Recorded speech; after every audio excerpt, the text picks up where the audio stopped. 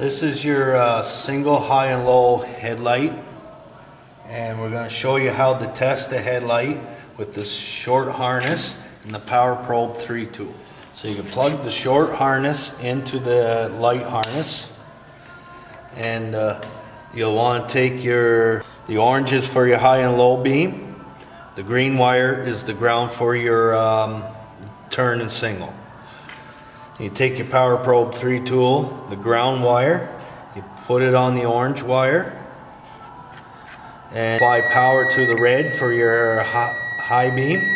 You can apply power to your black wire, which is your low beam.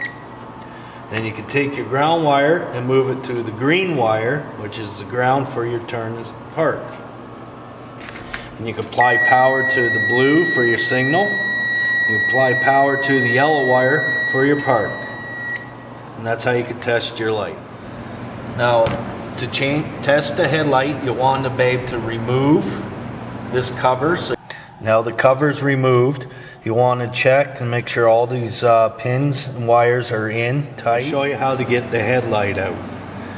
You take this spring, you squeeze down, pull the spring over, and it'll pop out. And don't touch the glass with your fingers because the oil will make them burn out quicker. So grab a clean rag, that way you protect the bulb from getting burned out. Now we have removed the bulb. We're going to make sure this little hole is on the bottom like it is in the light. Then you want to take your ground wire from your power tool and put it on the left hand side to the ground. Then you want to apply power to the top one. That'll be your low beam. And then the one to the right will be your high beam. And that's how you test the bulb. Now we're going to plug the bulb back in. And you'll want to make sure that hole is on the bottom. Flip the spring over. The spring back in underneath the flat washers there.